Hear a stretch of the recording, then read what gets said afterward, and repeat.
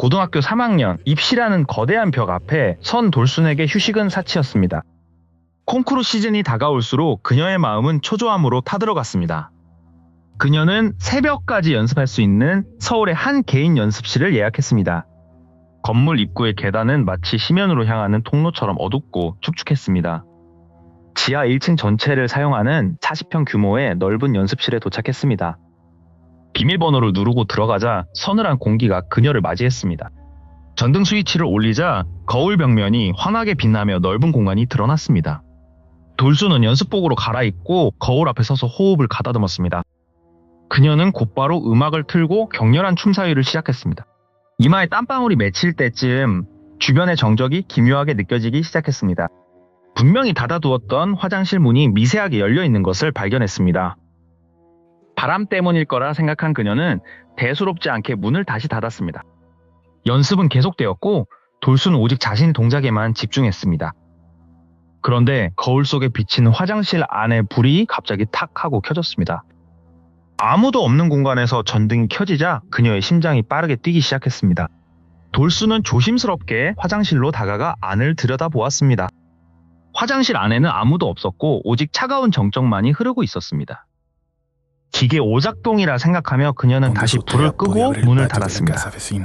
물 한 모금을 마시며 애써 불안함을 떨쳐내려 노력했습니다. 하지만 그 순간 텅 빈 공간에 끽 하는 소름 끼치는 물소리가 다시 울렸습니다. 동시에 화장실에서 콸콸 쏟아지는 물소리가 들려오기 시작했습니다. 돌수는 공포에 질려 서둘러 친구에게 전화를 걸었습니다. 야, 여기 좀 이상해. 화장실 물이 저절로 틀어지고 문도 열려. 수학이 넘어 친구는 뜬금없이 시끄러운 음악 좀 끄고 말하라며 짜증을 냈습니다. 음악은 이미 꺼진 상태였고 연습실 안은 쥐 죽은 듯 조용했습니다. 소름이 돋은 그녀는 일단 밖으로 나가 1층 편의점으로 대피했습니다. 밝은 편의점 조명 아래서 친구와 1시간 동안 통화하며 마음을 진정시켰습니다. 내일이 바로 콩쿠르였기에 그녀는 연습을 포기할 수 없었습니다. 그녀는 다시 용기를 내어 지하 연습실로 발걸음을 옮겼습니다. 하지만 분명히 닫고 나갔던 화장실 문이 다시 활짝 열려 있었습니다. 어디 누가 이기나 보자. 귀신이면 입시보다 무서운 줄 알아? 돌수는 오기로 다시 음악을 틀고 연습에 몰입했습니다. 갑자기 음악이 지지직거리며 기괴한 노이즈를 내뿜기 시작했습니다. 화가 난 그녀는 음악을 끄고 무반주로 동작을 연습하기 시작했습니다. 그 순간 연습실의 메인 전등이 일제히 꺼지며 암흑이 찾아왔습니다. 어둠 속에서 화장실 불만이 홀로 깜빡거리며 기괴한 리듬을 만들었습니다. 돌수는 휴대폰을 찾아 후레쉬를 켰지만 기기는 곧바로 먹통이 되었습니다. 희미하게 켜진 화장실 불빛 아래 거울 끝부분에 누군가의 형체가 보였습니다. 그것은 피투성이가 된 교복을 입은 여학생이 거울을 뚫어지게 응시하는 모습이었습니다. 돌수는 본능적으로 이곳을 당장 빠져나가야 한다는 사실을 깨달았습니다.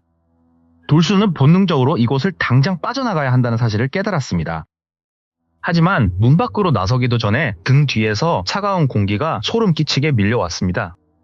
갑자기 화장실 쪽에서 누군가 바닥을 끄는 듯한 기분 나쁜 소리가 들려왔습니다.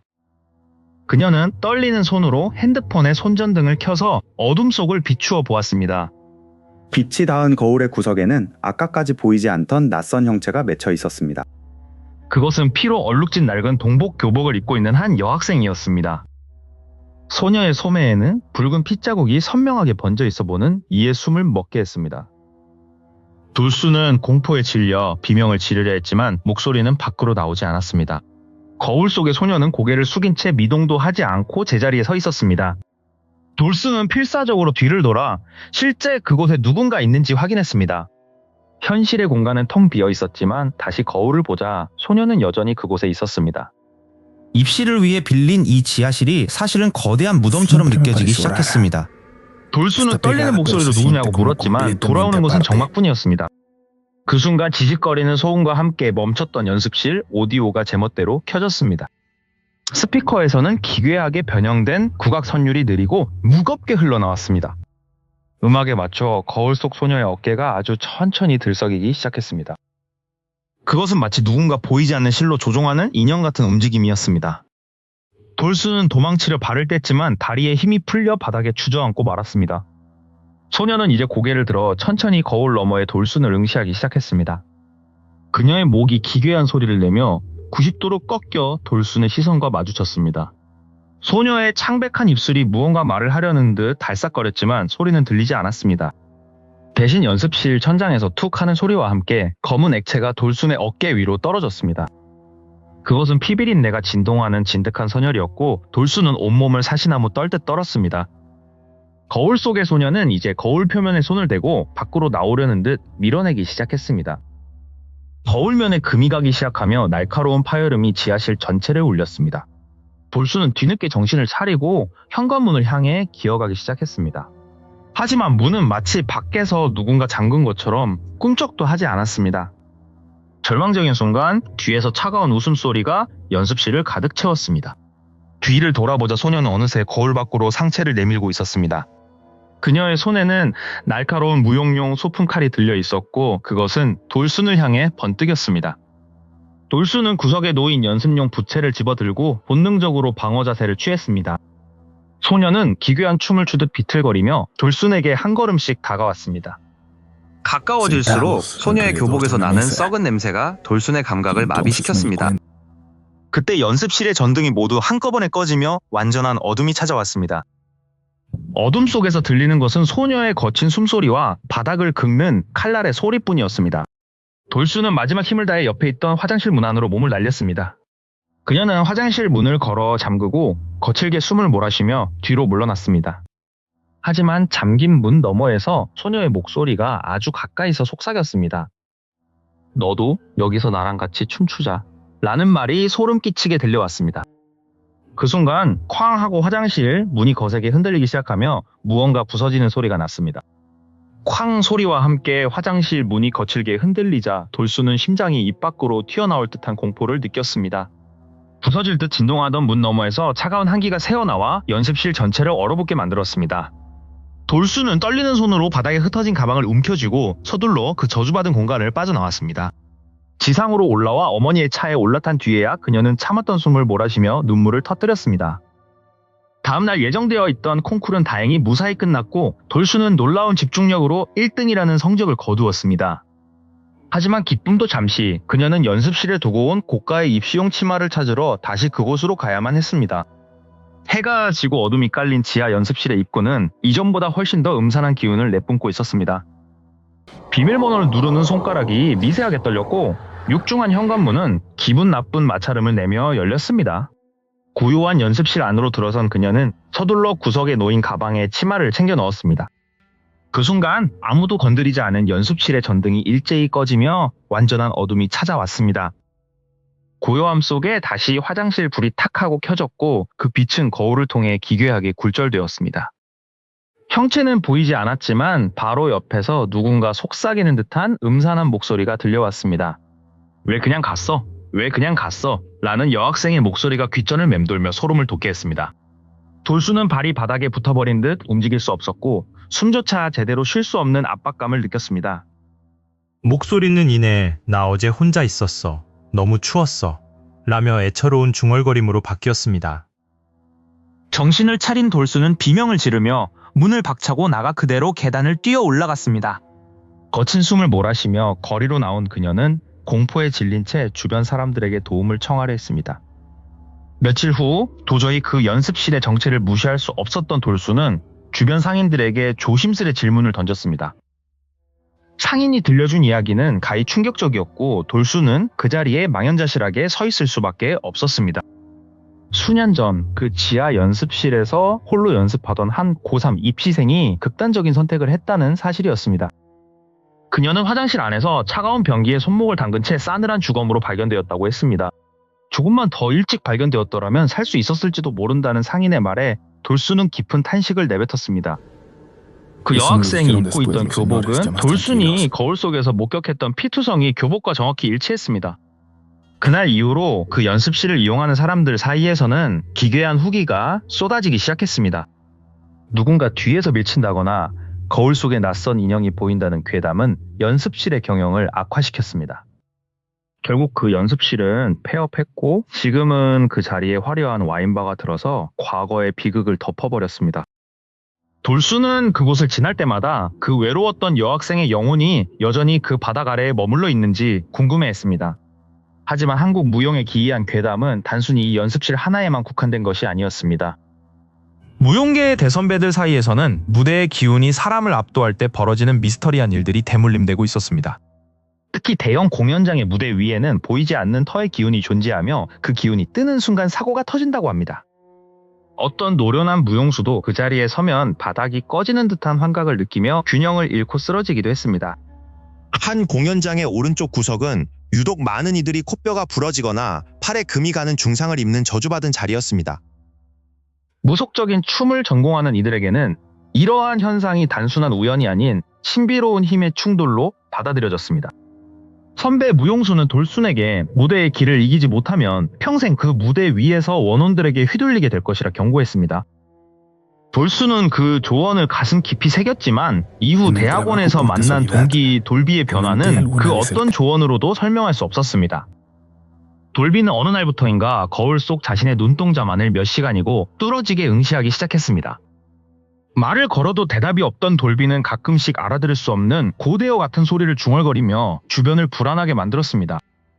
돌수는 돌비의 등 뒤로 가끔씩 낯선 여자의 형상이 겹쳐 보이는 환각에 시달리기 시작했습니다. 어느 날 밤, 텅 빈 실기실에서 울려 퍼지는 짤랑거리는 방울소리에 돌수는 발길을 멈췄습니다. 소리가 나는 곳으로 고개를 돌린 돌수는 자신의 머리를 방울로 내리치며 피를 흘리고 있는 돌비와 눈이 마주쳤습니다. 돌수는 피를 흘리며 자신을 쏘아보는 돌비의 눈동자를 뒤로 한 채 연습실을 뛰쳐나왔습니다. 다음날 겨우 정신을 차리고 무대에 올랐지만 돌수는 무용계 어르신들이 말하던 무대가 뜬다는 불길한 예감을 떨칠 수 없었습니다. 무대가 뜬다는 말은 공연장 바닥이 허공으로 솟구치는 듯한 기이한 기운을 뜻하는 무용계의 은어입니다. 돌순의 스승님은 유독 사고가 잦기로 유명한 서울의 한 대형 공연장에서 리허설을 시작했습니다. 제자리에서 회전 동작인 턴을 돌던 순간 스승님은 발밑의 바닥이 갑자기 쑥 꺼지는 듯한 추락감을 느꼈습니다. 분명히 평평한 나무 바닥이었음에도 불구하고 보이지 않는 구멍에 발이 빠진 것처럼 몸이 휘청거렸습니다. 이상함을 느낀 스승님은 잠시 연습을 멈추고 바닥에 미끄러운 물질이 있는지 꼼꼼히 살폈습니다. 하지만 바닥은 깨끗했고 대걸레로 다시 한번 닦아냈음에도 불구하고 기이한 현상은 멈추지 않았습니다. 다시 시작된 리허설에서 이번에는 다른 무용수가 같은 자리에서 비명을 지르며 나동그라졌습니다. 넘어지는 순간 무용수의 코뼈가 부러지는 둔탁한 소리가 텅 빈 공연장에 울려 퍼졌습니다. 무대 감독은 사고가 난 지점을 피해서 이동하라고 지시했지만 그 구멍은 마치 살아있는 생물처럼 위치를 옮겨 다녔습니다. 어떤 날은 무대 왼쪽 끝에서 또 어떤 날은 대기실로 향하는 통로에서 무용수들이 이유 없이 쓰러졌습니다. 공연장 관계자들 사이에서는 이곳의 원한을 품은 누군가가 무대 밑에 숨어 발목을 잡아당긴다는 소문이 돌았습니다. 사고는 공연장 밖에서도 이어졌으며 무대에서 넘어진 이들은 귀가 길에 교통사고를 당하는 등 불운이 겹쳤습니다. 한 무용수는 공연을 마친 뒤 아무 이유 없이 팔에 금이 가는 중상을 입기도 했습니다. 스승님은 이 모든 것이 무대의 길을 이기지 못한 자들에게 내리는 형벌이라고 경고했습니다. 예술의 기운이 강한 곳일수록 그 이면에는 굶주린 원혼들이 무대 위의 화려함을 시기하며 도사리고 있다는 것이었습니다. 돌수는 공포에 질려 포기하고 싶었지만 입시라는 현실은 귀신보다 더 잔혹하게 그녀를 압박했습니다. 며칠 뒤 돌수는 두고 온 짐을 찾기 위해 다시 그 지하 연습실의 비밀번호를 눌렀습니다. 문이 열리는 순간 연습실 안에서는 아무도 없어야 할 공간에서 익숙한 방울 소리가 딸랑이며 울려 퍼졌습니다. 불을 켜려고 스위치를 눌렀지만 전등은 깜빡거리며 돌순의 시야를 방해했습니다. 거울 너머 화장실 문이 천천히 열리더니 어제 보았던 그 피 묻은 교복의 소녀가 다시 모습을 드러냈습니다. 소녀는 이번에는 거울 속이 아닌 돌순의 바로 등 뒤에서 차가운 숨결을 내뿜고 있었습니다. 왜 그냥 갔어? 라는 소름 끼치는 속삭임이 돌순의 귓가를 집요하게 파고들었습니다. 돌순은 비명을 지르며 짐도 챙기지 못한 채 지상으로 도망쳐 올라왔습니다.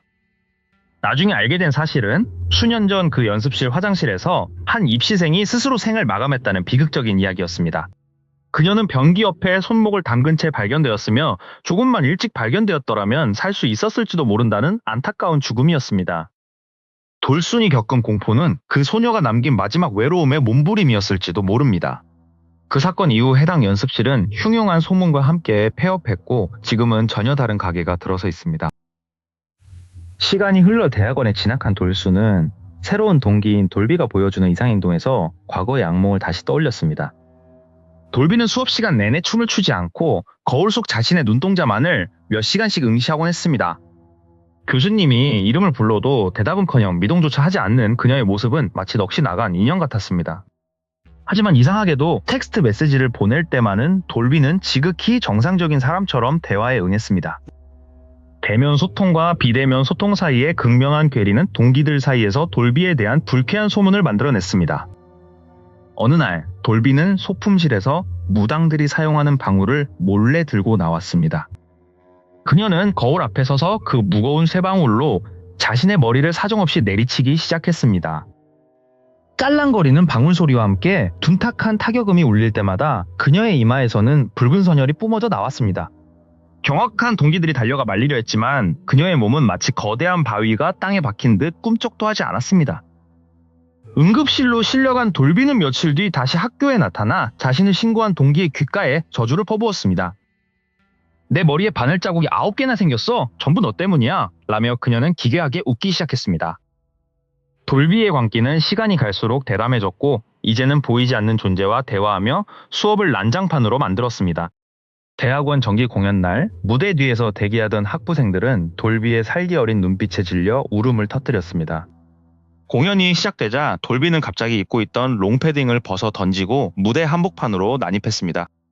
그녀는 낡은 삼배옷 차림으로 기괴한 춤사위를 선보였고 그 눈동자는 검은 눈동자가 사라진 채 흰자위만 번들거리고 있었습니다. 스태프들이 그녀를 끌어내리려 팔을 잡았을 때 그녀의 몸에서는 마치 고압전기가 흐르는 듯한 소름 끼치는 진동이 느껴졌습니다. 경찰에 연행된 돌비는 그날 이후 자취를 감췄고 그녀의 부모조차 딸의 행방을 알지 못한 채 실종 신고를 하기에 이르렀습니다. 하지만 돌수는 알고 있었습니다. 그날 무대 위에서 춤을 추던 것은 돌비가 아니라 다른 무언가였다는 사실을 말입니다. 그리고 정적만이 흐르는 돌순의 집 거실 한복판에서 낯익은 방울 소리가 다시금 딸랑이기 시작했습니다. 대학원 입학 후 처음 만난 동기 돌비는 첫인상만 해도 아주 평범하고 명랑한 학생이었습니다. 하지만 3월 둘째 주가 시작되자마자 그녀의 분위기는 180도 뒤바뀌어 버렸습니다. 그녀는 연습복으로 갈아입은 채 실기실 구석에 서서 벽면의 한 지점만을 뚫어지게 응시했습니다. 동기들이 다가가 말을 걸어보았지만 그녀는 마치 영혼이 빠져나간 사람처럼 대답이 없었습니다. 교수님이 들어와 출석을 부르는 소리에도 그녀는 미동조차 하지 않고 허공을 바라보았습니다. 결국 수업은 진행되었지만 그녀는 2시간 내내 그 자리에 서서 단 한 번도 움직이지 않았습니다. 다음날 이론 수업에서도 그녀는 책상에 앉아 앞에 스크린만을 기괴할 정도로 응시했습니다. 셋째 주가 되자 그녀의 시선은 허공이 아닌 거울 속 자신의 눈동자로 향하기 시작했습니다. 거울에 비친 자신의 눈동자를 관찰하며 그녀는 가끔씩 알 수 없는 미소를 지어 보였습니다. 교수님과 조교실은 그녀의 상태를 걱정했지만 직접적인 방해가 없어 방치할 수밖에 없었습니다. 어느 날 팀 과제를 위해 그녀에게 메시지를 보내자 뜻밖에도 정상적인 답장이 돌아왔습니다. 대면할 때는 대화가 전혀 불가능했기에 텍스트로 소통이 된다는 사실은 더욱 의아했습니다. 인터뷰 과제를 위해 만난 현장에서도 그녀는 삼각대 옆에 서서 중얼거리기 시작했습니다. 아직 안 끝났는데 뭔가 더 있을 것 같은데 라는 혼잣말이 낮게 깔렸습니다. 문화재 선생님이 인터뷰를 마쳤음에도 그녀는 계속해서 보이지 않는 무언가와 대화하는 듯했습니다. 나중에 물어보자 그녀는 자신이 그런 말을 한 적이 전혀 없다며 딱 잡아댔습니다. 4월 중순 중간고사 기간이 되자 그녀의 행동은 더욱 공격적으로 변모했습니다. 소품실에서 무속용 방울을 들고 나온 그녀는 그것으로 자신의 머리를 사정없이 내리치기 시작했습니다. 짤랑거리는 방울 소리와 함께 둔탁한 타격음이 연습실 안을 기괴하게 울렸습니다. 놀란 동기들이 달려갔을 때 그녀의 이마에서는 이미 붉은 피가 줄줄 흘러내리고 있었습니다. 결국 119 구급차가 출동했고 그녀는 부모님께 인계되어 병원으로 실려갔습니다. 며칠 뒤 다시 학교에 나타난 그녀는 자신을 신고한 동기에게 다가가 귓속말을 내뱉었습니다. 너 왜 나 응급실 보냈어? 왜 그랬어? 라는 집요한 추궁이 이어졌습니다. 그녀는 자신의 머리에 꿰맨 바늘 자국이 9개라며 그것이 모두 그 동기 때문이라고 원망했습니다. 화가 난 동기가 그녀를 밀치자 그녀는 바닥에 쓰러진 채 자지러지게 웃기 시작했습니다. 그녀를 일으키려던 여러 명의 장정들도 마치 바위를 드는 것처럼 무거운 무게에 당황했습니다. 이론 수업 시간 중에는 갑자기 난입해 빨간 매직으로 스크린에 자신의 이름을 거대하게 적어 내려갔습니다. 교수님의 제지에도 불구하고 그녀는 기괴한 비명 소리를 지르며 강의실을 빠져나갔습니다. 학기 말 논문 발표 날에도 그녀는 제 시간에 나타나지 않아 모두를 긴장시켰습니다. 모든 순서가 끝난 뒤에야 나타난 그녀는 아무 말 없이 교수님께 종이 뭉치를 들이밀었습니다. 종이로 교수님의 명치를 툭툭 치며 그녀는 섬뜩한 무언의 압박을 가했습니다. 1학기가 끝나고 여름방학 동안 그녀는 마치 증발한 것처럼 소식이 끊겼습니다. 2학기가 시작되어도 그녀는 등록을 하지 않았고 카카오톡 프로필은 기본 이미지로 변해 있었습니다. 그렇게 모두의 기억에서 잊힐 때쯤 12월의 정기 공연 날 그녀가 다시 모습을 드러냈습니다. 그녀는 인사도 없이 대기실로 직행해 소파에 앉아 후배들을 죽일 듯이 노려보았습니다. 공연 전 식사 시간 그녀는 식권도 없이 따라와 걸신 들린 듯 음식을 우걱우걱 먹어치웠습니다. 본 공연이 시작되고 세 번째 무대가 이어지던 중 갑자기 그녀가 롱패딩을 벗어 던졌습니다. 삼배 옷을 입은 그녀는 기괴한 춤사위를 선보이며 무대 한복판으로 난입했습니다. 그녀의 눈동자는 위로 돌아가 흰자위만 보였고 몸은 마치 전기에 감전된 듯 부르르 떨리고 있었습니다. 경비원들에게 끌려나가는 순간에도 그녀는 허공을 향해 기괴한 춤을 멈추지 않았습니다. 경찰 조사 이후 그녀의 부모님조차 연락이 두절되었고 돌비는 흔적도 없이 사라져버렸습니다. 과연 그녀를 사로잡았던 것은 정신의 병이었을까요? 아니면 연습실에 도사리던 원혼의 빙이었을까요? 질문이 채 끝나기도 전 정적만이 흐르는 빈 연습실 거울 속에 돌비의 눈동자가 다시 나타났습니다.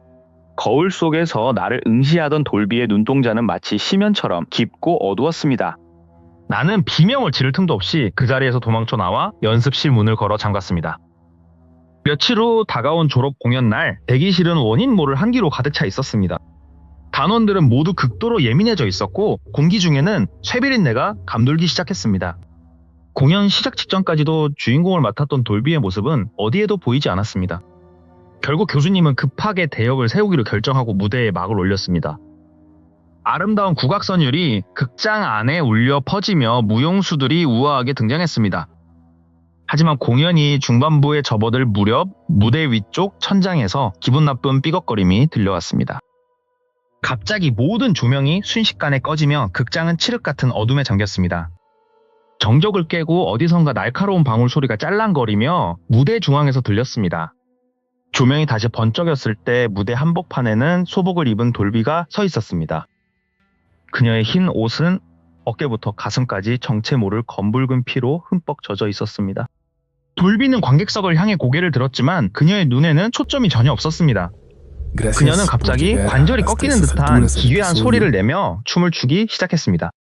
그것은 한국 무용의 우아함과는 거리가 먼 마치 발작을 일으키는 짐승의 움직임 같았습니다. 돌비가 발을 구를 때마다 무대 바닥에 고인 피가 사방으로 튀어올랐습니다. 음악은 멈췄지만 그녀의 몸에서 나는 방울 소리는 점점 더 빨라지고 커졌습니다. 대역 무용수들과 단원들은 겁에 질려 무대 구석으로 물러나 떨고 있었습니다. 돌비의 입술 사이로는 알아들을 수 없는 기괴한 중얼거림이 흘러나왔습니다. 그녀는 갑자기 자신의 얼굴을 손톱으로 핥히며 피가 맺히게 만들었습니다. 관객석에서는 비명이 터져나왔고 일부 관객들은 자리에서 일어나 도망치기 시작했습니다. 돌비는 갑자기 객석 쪽으로 몸을 휙 돌리더니 기어가는 자세로 돌진하기 시작했습니다. 그녀가 움직일 때마다 뼈가 어긋나는 끔찍한 소리가 마이크를 타고 극장 전체에 울렸습니다. 무대 감독이 막을 내리려 했지만 기계는 마치 무언가에 걸린 듯 작동하지 않았습니다. 돌비는 무대 끝에 멈춰 서서 가장 앞줄에 앉은 관객의 얼굴을 빤히 쳐다보았습니다. 그녀의 등 뒤로 보이지 않는 손들이 소복을 잡아당기는 듯한 기이한 환영이 보였습니다. 나는 무대 뒤에서 그녀의 이름을 불렀지만 그녀는 이미 다른 존재가 된 것 같았습니다. 돌비는 갑자기 하늘을 향해 고개를 꺾으며 피가 섞인 비명을 질렀습니다. 그 비명 소리와 함께 무대 위에 매달려 있던 거대한 소품들이 바닥으로 추락했습니다. 보안 요원들이 무대로 뛰어 올라갔을 때 돌비는 이미 무대 중앙의 틈 속으로 사라지고 있었습니다. 그녀가 사라진 자리에는 오직 그녀가 차고 있던 핏빛 방울만이 덩그러니 남겨졌습니다. 극장의 모든 전력이 복구되었을 때 무대 위에는 아무런 흔적도 남아있지 않았습니다. 경찰이 출동해 극장 곳곳을 수색했지만 돌비의 행방은 묘연했습니다. CCTV 확인 결과 그녀는 공연장 입구에 들어선 적조차 없었다는 사실이 밝혀졌습니다. 그렇다면 아까 우리 눈앞에서 춤을 추던 그 존재는 대체 무엇이었을까요? 학교 측은 이 사건을 은폐하려 했지만 그날 밤의 공포는 단원들의 머릿속에 깊게 박혔습니다. 그 후로 밤마다 극장 지하에서는 주인 없는 방울소리가 들려온다는 괴담이 퍼졌습니다. 나는 돌비가 마지막으로 사라졌던 그 무대 중앙의 틈을 조사해보기로 결심했습니다. 바닥을 열자 그곳에는 수십 년 전 실종된 무용수의 유품들이 쏟아져 나왔습니다. 그리고 그 깊은 구멍 끝에서 사라진 줄 알았던 돌비의 목소리가 내 이름을 나지막하게 불렀습니다. 그리고 그 깊은 구멍 끝에서 사라진 줄 알았던 돌비의 목소리가 내 이름을 나지막하게 불렀습니다. 소름 끼치는 목소리에 정신을 차려보니 눈앞에 보였던 어둠의 구멍은 온데간데 없이 사라지고 고요한 연습실 복도만 남았습니다. 공연 난입 사건 직후 경찰서로 연행되었던 돌비는 조사 과정에서도 입을 굳게 다문 채 한 곳만을 응시할 뿐이었습니다. 연락을 받고 뒤늦게 나타난 부모님은 딸의 기괴한 상태를 보면서도 어딘지 모르게 방관하는 듯한 태도를 보였습니다. 결국 돌비는 공연 업무 방해 혐의로 벌금형을 선고받았고 그날 이후 학교에 다시는 나타나지 않았습니다. 겨울 방학이 지나고 새 학기가 시작되었지만 돌비의 이름은 수강 신청 명단 그 어디에도 존재하지 않았습니다. 걱정스러운 마음에 전화를 걸어보았지만 들려오는 것은 결번이라는 기계적인 안내 음성뿐이었습니다. 더욱 기이한 점은 그녀의 부모님조차 연락처를 바꾸고 흔적도 없이 사라져버렸다는 사실이었습니다. 몇 달 뒤 학교 측으로 걸려온 부모님의 전화는 돌비가 지난 3월부터 실종 상태라는 충격적인 소식을 전했습니다.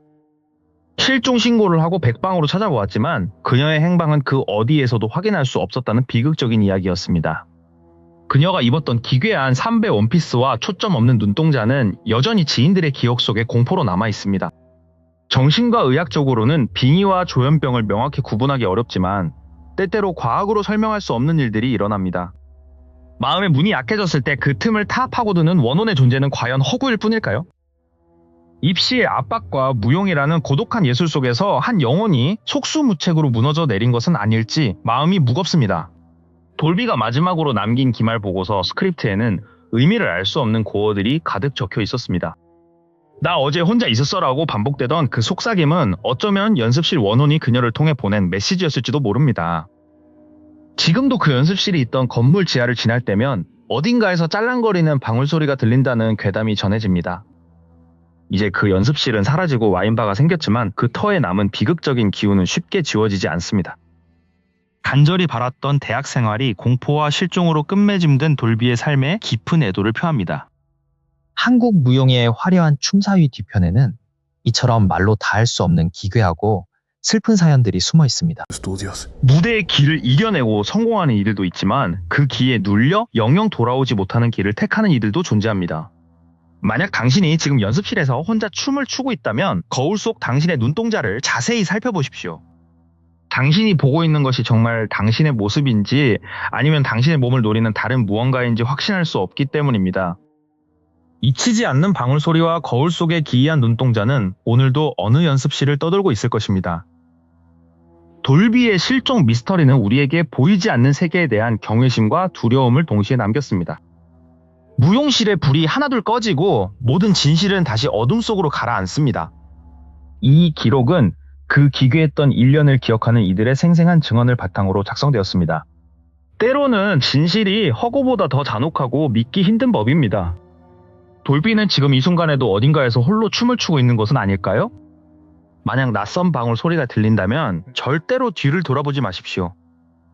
그것은 당신을 부르는 소리가 아니라 당신의 자리를 노리는 원혼의 장난일지도 모르니까요. 무대의 불빛이 꺼지면 모든 공포도 끝이 나길 바랍니다. 연습실의 금기와 비극, 그 길고 어두웠던 이야기는 여기서 마칩니다. 사라진 영혼들이 부디 편안한 안식을 찾기를 기도합니다. 남겨진 우리에게 이 괴담은 단순한 공포를 넘어선 무거운 교훈으로 남았습니다. 정신의 구멍을 지키는 것은 결국 우리 자신의 몫입니다. 기이한 사건들은 해결되지 않은 채 전설처럼 떠돌며 우리 곁에 머뭅니다. 하지만 기억하십시오. 어둠은 늘 빛의 바로 등 뒤에서 기회를 엿보고 있다는 것을. 돌비의 실종 이후 학교 지하 연습실의 문은 영구적으로 폐쇄되었습니다. 이제 모든 무대는 막을 내리고 신문만이 이곳을 지킵니다.